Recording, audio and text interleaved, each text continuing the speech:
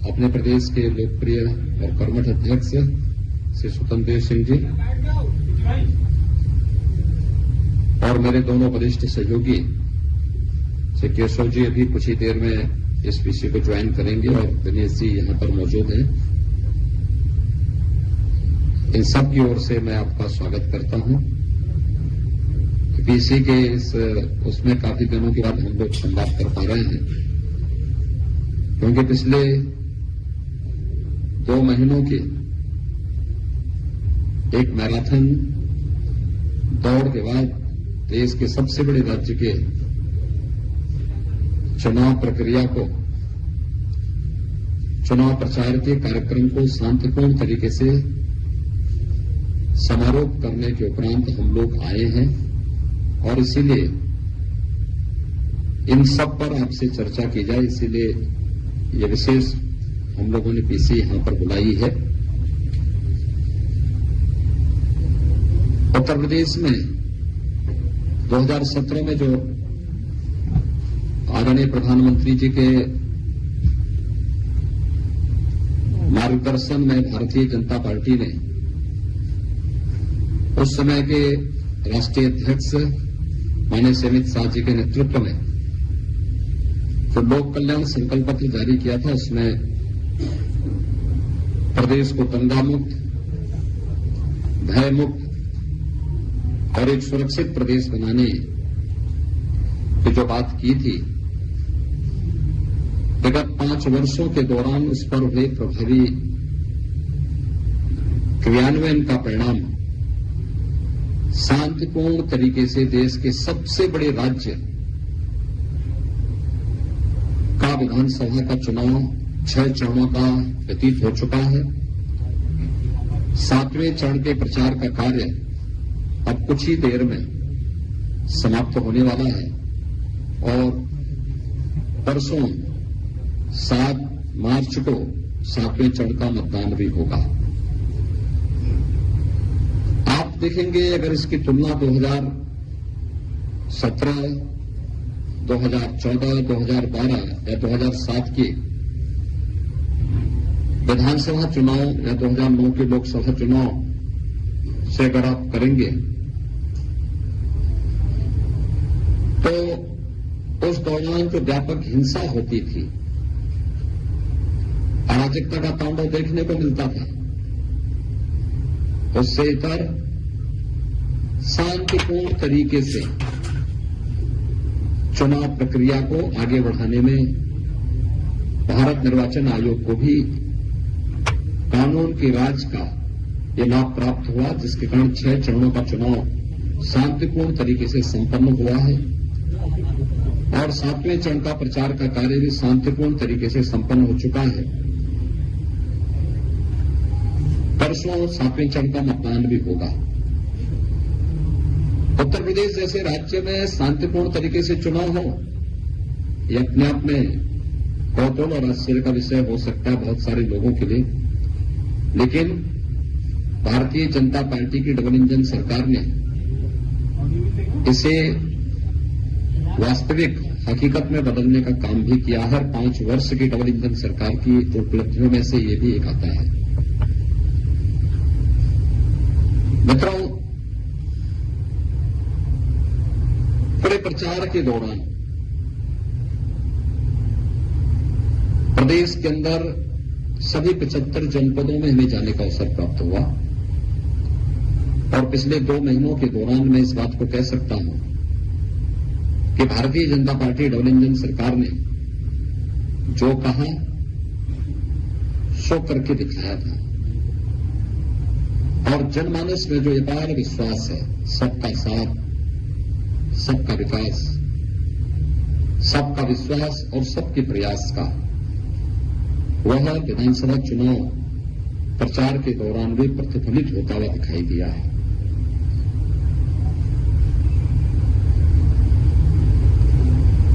यह सच है कि 2014 से पहले प्रदेश की राजनीति को भी और देश की राजनीति को भी कांग्रेस और अन्य क्षेत्रीय दलों ने जाति, मत, मजहब, क्षेत्र, भाषा और तमाम अन्य बातों के आधार पर विभाजित कर दिया था। और इस उधेड़-बुन में मूल बिंदुओं पर ध्यान नहीं जा पाता था। पहली बार देखने को मिला है जब 2014 में प्रधानमंत्री मोदी जी के नेतृत्व में इलेक्शन लड़े गए और भारत के सामान्य निर्वाचन के लिए उस समय इलेक्शन के एजेंडे को जो धार उन्होंने दी थी, लोकसभा चुनाव के पहले प्रधानमंत्री जी ने नारा दिया था सबका साथ और सबके विकास का। लोगों को लगता था कि ये वास्तव में क्या है, लेकिन जब 2014 में सरकार बनी और सरकार ने अपने बिंदुओं को फोकस किया देश की आंतरिक और बाह्य सुरक्षा को लेकर, देश की आस्था के सम्मान को लेकर, देश के इंफ्रास्ट्रक्चर डेवलपमेंट को लेकर के और गरीब कल्याणकारी योजनाओं का लाभ बिना भेदभाव के प्रत्येक नागरिक तक पहुंचाने का।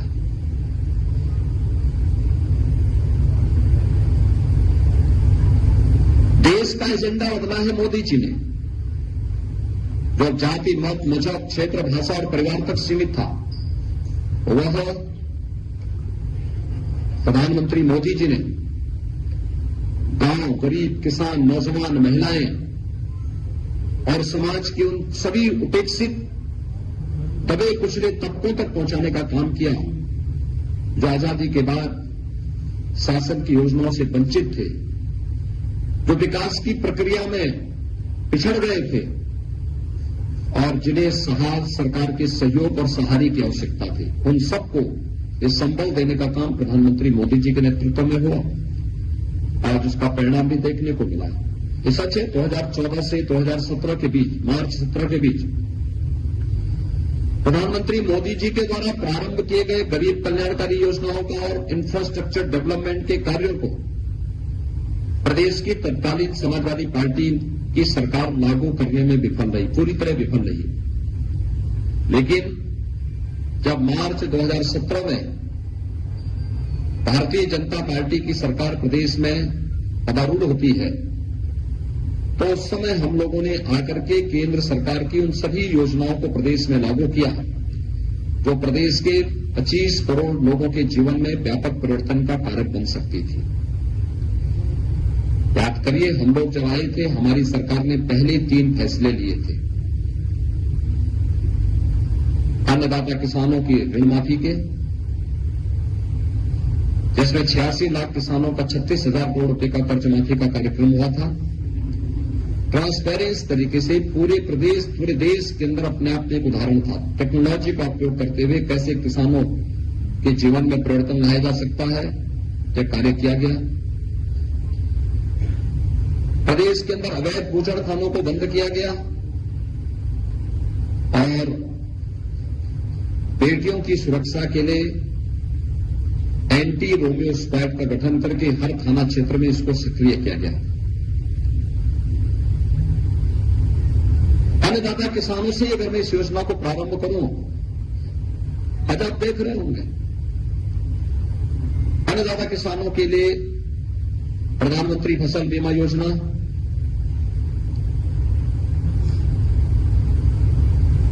एमएसपी की घोषणा 1967 में हुई, लेकिन वास्तविक रूप से अन्नदाता किसानों को उनकी उपज का 1.5 गुना दाम मिल जाए, यह प्रधानमंत्री मोदी जी ने 2017-18 में लागू करा। उत्तर प्रदेश में प्रोक्योरमेंट की पॉलिसी भारतीय जनता पार्टी की डबल इंजन सरकार लेके आई। किसान की उपज को खरीदने के लिए कोई बिचौलिया नहीं होगा, कोई आड़ती नहीं होगा, किसान को उसकी उपज का दाम सीधे मिले, यह भी भारतीय जनता पार्टी की डबल इंजन सरकार ने किया। किसान को अपनी फसल को और कई फसल अपने खेत में उगा सके, इसके लिए प्रधानमंत्री कृषि सिंचाई योजना का उपयोग किया गया। दशकों से लंबित बाण सागर परियोजना, अर्जुन सहायक परियोजना, सरयू नहर राष्ट्रीय परियोजना जैसी 1.5 दर्जन से अधिक परियोजनाओं को पूरा किया गया। 22 लाख हेक्टेयर से अधिक भूमि को सिंचाई की सुविधा प्रदेश के अंदर उपलब्ध करवाने का कार्य इस दौरान डबल इंजन सरकार ने किया। अन्नदाता किसानों को शासन की योजनाओं का भरपूर लाभ देते हुए उनके जीवन में परिवर्तन लाने का काम भारतीय जनता पार्टी की सरकार ने लिया और वर्तमान में 2,54,00,000 से अधिक किसान उत्तर प्रदेश के अंदर ऐसे हैं जो प्रधानमंत्री किसान सम्मान निधि का लाभ प्राप्त 6,000 रुपये सालाना प्राप्त कर रहे हैं। मित्रों, गन्ना किसानों का 1,62,600 करोड़ रुपए से अधिक का गन्ना मूल्य का भुगतान मात्र 5 वर्ष के अंदर भारतीय जनता पार्टी की डबल इंजन सरकार ने किया है। अगर इस पूरी राशि को आप 2004 से लेके 2003 से लेके 2017 के बीच सपा बसपा सपा की सरकार के कार्यकाल को देखेंगे, कितना गन्ना मूल्य का भुगतान इन पूरे 3 कार्यकाल में भी ये लोग नहीं कर पाए थे। कोरोना कालखंड में भी कोई चीनी मिल बंद नहीं हुई, सभी चीनी मिलें अपना काम करती रही, चलती रही, और जब तक गन्ना किसान के खेत में गन्ना है तब तक चीनी मिलें चलेंगी। उस संकल्प को सरकार ने लागू भी किया। मित्रों, अन्नदाता किसान वह किसान भी है, पशुपालक भी है। अवैध बूचड़खाने उनके सामने चुनौती थी। हमने आने के तत्काल बाद 2017 में अवैध बूचड़खाने बंद किए। हम ये भी जानते थे कि इसके कुछ साइड इफेक्ट होंगे और इसीलिए हम लोगों ने 2018-19 से हर जनपद में पर्याप्त मात्रा में गौ आश्रय स्थल खोलने प्रारंभ कर दिए थे। 9 लाख गौवंश वर्तमान में गौ आश्रय स्थल में है। 3 प्रकार की योजनाएं हमारी इस संबंध में चल रही हैं। एक, सरकार के संरक्षण में बेसहारा गौवंश के संरक्षण की योजना। दूसरी, सहगत भाजपा योजना के अंतर्गत जो किसान बेसहारा गौवंश को अपने यहां ले जाकर के पालेगा, उसका पालन करेगा, पर गौवंश उसे 900 रुपये की राशि सरकार देती है और 4 गौवंश एक पशुपालक को देने की हम छूट देते तो उसको अनुमन्य करते हैं। और तीसरी योजना कुपोषित परिवारों के लिए है, जिसमें बेसहारा गौवंश को जो गौ आश्रय स्थल से उन्हें उपलब्ध करवाने का कार्य किया जाता है और उसमें 900 रुपये हर गौवंश का उस परिवार को दिया जाता है। ब्याई भी गाय देते हैं उस परिवार को। 9 लाख गौवंश की सेवा और उनके संरक्षण का कार्य इस रूप में हो रहा है। लेकिन आने वाले समय में यह कार्यक्रम और भी तीव्र गति से आगे बढ़े, यह एक योजना है और इसको लेकर के ऊर्जा के साथ उसे जोड़ना, ऊर्जा के साथ साथ प्राकृतिक खेती के लिए यूनियन बजट में पहली बार प्रावधान हुआ है, तो प्राकृतिक खेती को इसके साथ जोड़ने की कार्रवाई भी आगे बढ़ेगी। और इसलिए अन्नदाता किसानों के लिए डबल इंजन की भारतीय जनता पार्टी सरकार किस रूप में कार्य कर रही है, ये आप सबके सामने है। अन्नदाता किसानों का पूरे इलेक्शन कैंपेन के दौरान जो भारतीय जनता पार्टी को समर्थन मिला, वह भी इस रूप में देखने को मिला। एंटी रोमियो स्क्वाड का गठन से लेकर के मिशन शक्ति के 3rd फेज के कार्यक्रम तक हमने फर्स्ट फेज से ही देखना शुरू किया कि प्रदेश की माताएं, बहनें, बेटियां, वह हो सकता है कि परिवार में पुरुष कोई मत रखता हो, लेकिन उससे इतर उन्होंने भारतीय जनता पार्टी की सरकार को अपना समर्थन दिया। वे जाति, मत, मजहब, परिवार से उबर उठ करके भारतीय जनता पार्टी के पक्ष में उनका रुझान देखने को मिला और उन्होंने बड़ी मजबूती के साथ भारतीय जनता पार्टी के पक्ष में अपना समर्थन, अपना सहयोग और अपना आशीर्वाद दिया। बड़े पैमाने पर पूरे प्रदेश के अंदर हम लोगों ने देखा। इसके पीछे केंद्र और प्रदेश सरकार की सभी योजनाएं हैं, जिसमें चाहे वो स्वच्छ भारत मिशन के अंदर, स्वच्छ भारत मिशन एक केवल शौचालय बनाने का कार्यक्रम नहीं था। ये नारी गरिमा और सुरक्षा का प्रतीक भी बना। प्रदेश के अंदर बेटी बचाओ बेटी पढ़ाओ का कार्यक्रम हो, जननी सुरक्षा का हो, मातृवंदना का कार्यक्रम हो, या प्रदेश शासन के द्वारा मुख्यमंत्री कन्या सुमंगला योजना या मुख्यमंत्री सामूहिक विवाह की योजना, ये सभी योजनाएं ऐसी थी जिन योजनाओं को हाथों हाथ माताओं बहनों ने लिया और उन योजनाओं के साथ जुड़ करके उन्हें लगा कि वास्तव में पहली बार ऐसी सरकार आ रही है, चाहे वह प्रत्येक घर में बिना भेदभाव के शौचालय उपलब्ध करवाने का कार्य कर रही है या धुएं से मुक्ति के लिए प्रधानमंत्री उज्ज्वला योजना में उन सभी परिवारों को रसोई गैस के सिलेंडर उपलब्ध करवाने का कार्य करा रही है। आप सोचिए, कार्बन जनित बीमारियों से कितनी माताओं को बचाने का काम इसके माध्यम से प्रधानमंत्री मोदी जी ने किया। आज उसी के लिए अपना आशीर्वाद प्रदेश की माताएं भारतीय जनता पार्टी के डबल इंजन सरकार को देने के लिए पूरी मजबूती के साथ जुटी रही। या फिर स्वामित्व योजना के माध्यम से 23 से 25 लाख परिवारों को गांव-गांव में, जिस गांव में जिस जगह पे उनकी जमीन थी उस जमीन का मालिकाना अधिकार देने का कार्य ये प्रधानमंत्री मोदी जी के नेतृत्व में हुआ। महिला स्वयंसेवी समूह के माध्यम से उन्हें आर्थिक रूप से स्वावलंबन के अग्रसर करने का कार्यक्रम 1 करोड़ माताएं और बहनें इसके साथ जुड़ी हुई है। कितने बड़े कार्यक्रम के साथ ये अभियान चला और पश्चिमी उत्तर प्रदेश से लेकर के पूरब तक आप कहीं भी जाएंगे, हर बेटी, हर बहन, हर माता अपने आप को सुरक्षित महसूस करती है।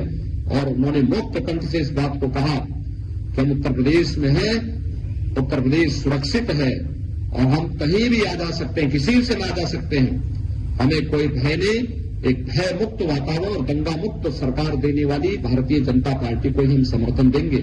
यह पूरा उद्घोष माताओं बहनों की तरफ से भी प्रदेश के अंदर देखने सुनने को मिला गया। इस पूरे चुनाव कैंपेन के दौरान बहुत सारी चीजें देखने को मिली। खासतौर पर उत्तर प्रदेश के अंदर प्रधानमंत्री आवास योजना और मुख्यमंत्री आवास योजना का लाभ कैसे गरीबों को मिला, कैसे परिवारों को आर्थिक स्वावलंबन की ओर उसने अग्रसर किया। 43,50,000 से अधिक गरीबों को प्रदेश के अंदर प्रधानमंत्री आवास योजना और मुख्यमंत्री आवास योजना से लाभान्वित किया गया। जबकि पिछली समाजवादी पार्टी सरकार में मात्र 18,000 लोगों के लिए मकान सैंक्शन हुए थे, मिला किसी को नहीं था। कागजों में, फाइल में सैंक्शन जरूर हुए थे। 5 साल में 18,000 समाजवादी पार्टी की सरकार में और भारतीय जनता पार्टी की डबल इंजन सरकार में 43,50,000 से अधिक गरीबों को मिला। यानी 43,50,000 व गरीब आर्थिक शासन की योजनाओं से जुड़ के केवल आवास नहीं बना, आवास बनने के साथ ही विद्युत का कनेक्शन सौभाग्य योजना में फ्री में मिलता है। 1,43,00,000 ऐसे परिवारों को विद्युत के कनेक्शन दिए गए जिन्होंने आजादी के बाद कभी बिजली के दर्शन नहीं किए थे। उन परिवारों में इसके लिए 1,21,000 मजदूरों तक विद्युतीकरण का काम करना पड़ा था। 2,61,00,000 गरीबों को एक शौचालय उपलब्ध करवाने का काम भी हुआ। 1,25,00,000 से अधिक परिवारों को राशन कार्ड उपलब्ध करवाने के कार्य हुए थे। यानी ये जो कार्य प्रारंभ हुए, इनको बनाया गया, इनको एक तक डबल इंजन की सरकार ने कार्य किया। अब उसका परिणाम भी गरीब कल्याणकारी योजनाओं के माध्यम से हर घर बिजली, हर घर नल, हर घर शौचालय, हर घर राशन कार्ड, इन सभी योजनाओं के माध्यम से भी देखने को मिल रहा। गरीब कल्याणकारी योजनाओं हो या फिर इंफ्रास्ट्रक्चर डेवलपमेंट के कार्य। मित्रों, ये वही प्रदेश है जिसमें 70 वर्षों में केवल 1.5 एक्सप्रेस वे बन पाया था। आज इसी प्रदेश में, इसी उत्तर प्रदेश में 7 नए एक्सप्रेस वे या तो बन चुके हैं या बन रहे हैं। पूर्वांचल एक्सप्रेस वे आदरणीय प्रधानमंत्री जी के कर कमलों से राष्ट्र को समर्पित हो चुका है। बुंदेलखंड एक्सप्रेस वे अपने निर्माण की प्रक्रिया के अंतिम चरण में है। गोरखपुर लिंक एक्सप्रेसवे युद्ध स्तर पर कार्य चल रहा है। दिल्ली मेरठ एक्सप्रेसवे राष्ट्र को समर्पित हो चुका है। गंगा एक्सप्रेसवे पे कार्य युद्ध स्तर पर आगे बढ़ रहा है। बलिया लिंक एक्सप्रेसवे जमीन अधिग्रहण की कार्रवाई चल रही है। कानपुर लखनऊ ग्रीनफील्ड एक्सप्रेसवे, इस पर भी कार्य आगे बढ़ रहा है। गोरखपुर सिलीगुड़ी एक्सप्रेसवे और वाराणसी कोलकाता एक्सप्रेसवे, इस पर भी भारत सरकार के स्तर पर युद्ध स्तर पर कार्य चल रहा है। इंटर स्टेट कनेक्टिविटी, याद करिए 2017 तक ये वही उत्तर प्रदेश था जिसके बारे में लोग 2-3 पहचान के रूप में कहते थे। एक, जहां दंगा हो, अराजकता हो, अव्यवस्था हो, गुंडागिर्दी हो। दूसरा, किसी भी जगह से आप आए, किसी देश से, किसी राज्य से उत्तर प्रदेश में प्रवेश करें तो जहां से सड़कें टूटी हुई हो, जहां से सायकाल होते अंधेरा हो जाए, वो उत्तर प्रदेश की सीमा मान ली जाती थी। आज उत्तर प्रदेश दंगा मुक्त है, अराजकता मुक्त है, गुंडागिर्दी से मुक्त है। इंटर स्टेट कनेक्टिविटी को 4 लेन की कनेक्टिविटी से जोड़ा जा चुका है। उत्तर प्रदेश के किसी भी गांव में, लगभग 1 लाख गांव उत्तर प्रदेश के अंदर हैं, इन सभी 1 लाख गांवों तक विद्युत अनवरत, यानी सबको बिजली, पर्याप्त बिजली के लक्ष्य को प्राप्त किया जा चुका है। ये इंफ्रास्ट्रक्चर डेवलपमेंट के लिए भारतीय जनता पार्टी की सरकार के समय जो कार्य चल रहे हैं, जिला मुख्यालयों को, तहसील मुख्यालयों को, ब्लॉक मुख्यालयों को 4 लेन 2 लेन की कनेक्टिविटी के साथ जोड़ने, हर ग्राम पंचायत को अच्छी कनेक्टिविटी के साथ जोड़ने की कार्रवाई युद्ध स्तर पर चल रही है। मेडिकल क्षेत्र में, स्वास्थ्य क्षेत्र में कितना बड़ा इंफ्रास्ट्रक्चर हुआ। 1947 से 2017 तक 70 वर्षों में मात्र 12 मेडिकल कॉलेज बने थे और 5 वर्ष में भारतीय जनता पार्टी की डबल इंजन सरकार ने 2 एम्स और 35 नए मेडिकल कॉलेज उत्तर प्रदेश की जनता को दिए और आज उत्तर प्रदेश एक जनपद एक मेडिकल कॉलेज बनाने की ओर अग्रसर हुआ है। आप देखेंगे पूर्वी उत्तर प्रदेश में जहां पर 7वें चरण में चुनाव होना है, सोनभद्र में मेडिकल कॉलेज का निर्माण हो रहा है। मिर्जापुर में मेडिकल कॉलेज इस सत्र में प्रारंभ हो चुका है। चंदौली में मेडिकल कॉलेज कार्य प्रारंभ हो चुका है। गाजीपुर में मेडिकल कॉलेज इस सत्र में प्रारंभ हो चुका है। जौनपुर में इस सत्र में मेडिकल कॉलेज प्रारंभ हो चुका है। भदोई मेडिकल कॉलेज बनाने की प्रक्रिया आगे बढ़ रही है। वाराणसी में एम्स के समकक्ष चिकित्सा संस्थान का निर्माण हो रहा है। अत्याधुनिक कैंसर संस्थान का शुभारंभ प्रधानमंत्री जी के करकमलों से वहां शुभारंभ हो चुका है। जौनपुर मेडिकल कॉलेज प्रारंभ हो चुका है। आजमगढ़ मेडिकल कॉलेज पहले से कार्य कर रहा है। मऊ में मेडिकल कॉलेज की प्रक्रिया आगे बढ़ रही है। यानी इन जनपदों में मेडिकल इंफ्रास्ट्रक्चर किस रूप में विकसित किया गया। जब हम लोग 2017 में आए थे, प्रदेश के अंदर उस समय 46 ऐसे जिले थे जहां पर कोई भी आईसीयू की सुविधा नहीं थी। 75 जनपदों में एक भी जनपद में लाइफ सपोर्ट एम्बुलेंसेस नहीं थी। आज उत्तर प्रदेश के हर जनपद में 75 के 75 जनपदों में 3 से लेकर के 7 लाइफ सपोर्ट एम्बुलेंस हर जनपद में खड़ी मौजूद मिलेगी। 46 जनपद थे जहां आईसीयू की कोई भी सुविधा नहीं थी।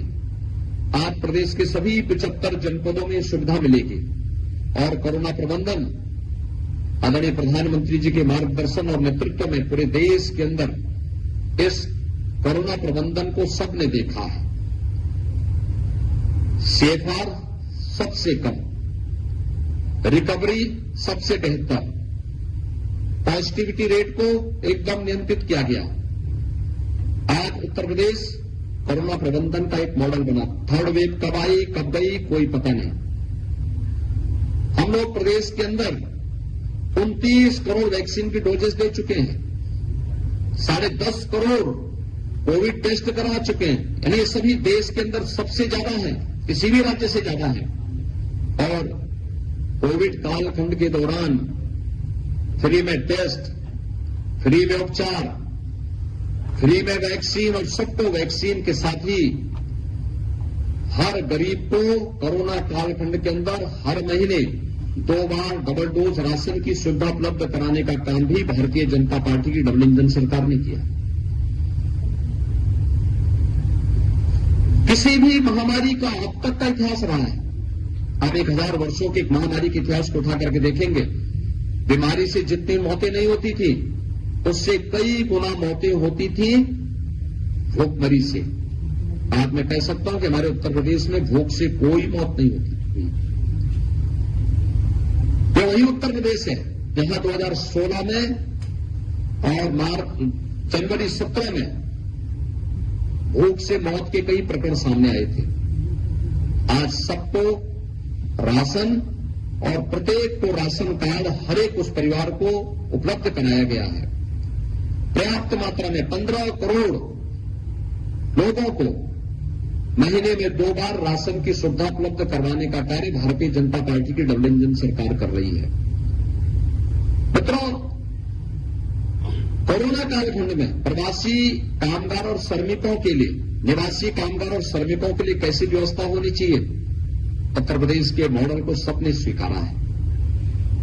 और उस समय स्किल मैपिंग हो, उन्हें रोजगार के साथ जोड़ना हो, प्रदेश के अंदर ये सभी कार्यक्रम बहुत अच्छे ढंग से हुए।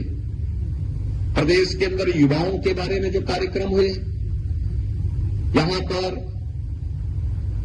शिक्षा के क्षेत्र में जो अभूतपूर्व कार्य हुए, बेसिक शिक्षा के क्षेत्र में, माध्यमिक शिक्षा, उच्च शिक्षा, तकनीकी शिक्षा, वोकेशनल शिक्षा, ये सभी पे जो अभी अद्भुत कार्य हुए हैं, हर एक ओर इसकी सराहना हो रही है। उत्तर प्रदेश में नकल विहीन परीक्षा हो सके, ये कल्पना थी, आज हो रही है। 8 नए विश्वविद्यालय बनाए जा रहे हैं। ये किसी भी सरकार के कार्यकाल में सर्वाधिक राजकीय विश्वविद्यालय हैं। महाराज सुहेलदेव के नाम पे आजमगढ़ में विश्वविद्यालय का निर्माण हो रहा है। अलीगढ़ में राजा महेंद्र प्रताप सिंह जी के नाम पे विश्वविद्यालय की स्थापना का कार्य चल रहा है। सहारनपुर में मां स्वाकंबरी के नाम पर विश्वविद्यालय के निर्माण की कार्रवाई युद्ध स्तर पर आगे बढ़ रही है। प्रयागराज में डॉक्टर राजेंद्र प्रसाद जी के नाम पे लॉ यूनिवर्सिटी का निर्माण हो रहा है। लखनऊ में सर्वदेव अटल जी के नाम पर मेडिकल यूनिवर्सिटी का निर्माण हो रहा है। गोरखपुर में महायोगी गुरु गोरखनाथ के नाम पर आयुष विश्वविद्यालय का निर्माण हो रहा है। यानी युद्ध स्तर पर हर एक उस कार्य को प्रदेश सरकार, लखनऊ में पहली बार अपराध दुनिया के अंदर किस रूप में घटित हो रहे हैं, वह पुलिस के यानी पुलिस के मॉडर्नाइजेशन को से लेकर के पुलिस में भर्ती की पारदर्शी प्रक्रिया को आगे बढ़ाने को लेकर, और लखनऊ में और हर जोनल मुख्यालय पे एफएसएल लैब की स्थापना हो या लखनऊ में forensic police and forensic institute की स्थापना की कार्रवाई हो, यह सफलतापूर्वक भारतीय जनता पार्टी की डबल इंजन सरकार के दौरान हुआ। 5 लाख नौजवानों को सरकारी नौकरी उपलब्ध कराई गई। इस दौरान 2 करोड़ से अधिक नौजवानों को रोजगार, नौकरी और स्वतः रोजगार के साथ जोड़ने में भी भारतीय जनता पार्टी की डबल इंजन सरकार को अवसर मिला। हर गांव में बैंकिंग कॉरेस्पॉन्डेंट सखी, हर गांव में रोजगार सहायक की तैनाती, ये प्रदेश के अंदर युद्ध स्तर पर इन सभी कार्यक्रमों को आगे बढ़ाने का काम हुआ। इंफ्रास्ट्रक्चर डेवलपमेंट के साथ ही सुरक्षा का जो बेहतर माहौल प्रदेश के अंदर भारतीय जनता पार्टी की डबल इंजन सरकार ने दिया, आज उसके परिणाम भी हम सबके सामने हैं और हम लोग इसको देख सकते हैं कि इसका परिणाम प्रदेश में व्यापक निवेश के रूप में हुआ। लगभग 3,66,000 करोड़ रुपए से अधिक का निवेश प्रदेश के अंदर इन 5 वर्षों के अंदर हुआ। खासतौर पर 2 वर्ष तो कोविड प्रबंधन में हमारे बीते, लेकिन उस सब के बावजूद बिना रुके, बिना थके, बिना टिके और बिना झुके सरकार अपने कार्यक्रमों को निरंतर आगे बढ़ाती रही और आज उसका परिणाम हमें देखने को मिला। व्यापक रोजगार का सृजन हुआ, परंपरागत हस्तशिल्पियों को आगे बढ़ाने के लिए विश्वकर्मा श्रम सम्मान के माध्यम से, परंपरागत उद्यम को बढ़ावा देने के लिए एक जनपद एक उत्पाद, वन डिस्ट्रिक्ट वन प्रोडक्ट की कार्य योजना को आगे बढ़ा करके श्रमिकों के लिए अटल आवास, उनके बच्चों के लिए अटल आवासीय विद्यालय में अत्याधुनिक शिक्षा की व्यवस्था के लिए प्रदेश के 3 करोड़ से अधिक श्रमिकों को सामाजिक सुरक्षा और 5 लाख रुपए की उन्हें आयुष्मान भारत और मुख्यमंत्री जन आरोग्य योजना में स्वास्थ्य बीमा का कवर उपलब्ध कराने का कार्य Bharatiya Janata party double engine सरकार ने प्रदेश के अंदर किया।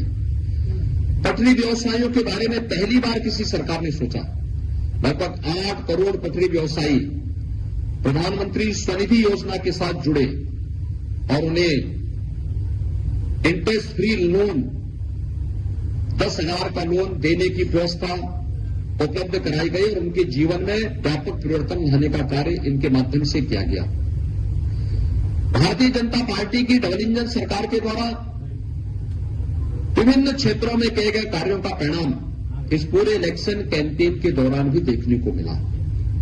हर व्यक्ति इस बात को स्वीकारता था कि सुरक्षा की बेहतर माहौल हुआ है, हमें भी बिजली मिल पा रही है, भेदभाव नहीं होता है, हमें भी राशन मिल रहा है, कोई भेदभाव नहीं होता है।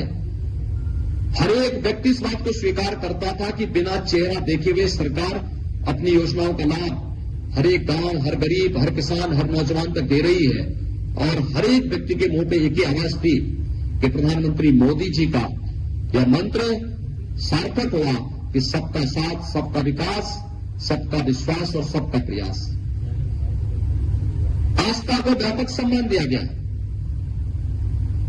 अयोध्या में दीपोत्सव का आयोजन हो या अयोध्या में राम जन्मभूमि और भगवान राम के भव्य मंदिर के निर्माण का कार्य, काशी में देव दीपावली हो या फिर काशी विश्वनाथ धाम का भव्य स्वरूप, प्रयागराज में भव्य और दिव्य कुंभ हो या फिर प्रयागराज की कायाकल्प, मथुरा वृंदावन बरसाना को तीर्थ स्थल के रूप में स्थापित करके तीर्थ विकास परिषद के माध्यम से उनके चतुर्थिक विकास का हो या फिर संत रविदास जी के शीर गोवर्धन के सुंदरीकरण का कार्य, महर्षि वाल्मीकि के लालापुर के सुंदरीकरण का कार्य या फिर श्रृंगवेरपुर में निषाद राज के किले के सुंदरीकरण और उसको भव्य स्मारक के रूप में देकर के भगवान राम और निषाद राज के मिलन का एक भव्य प्रतिमा वहां स्थापित करने की कार्रवाई, ये सभी कार्य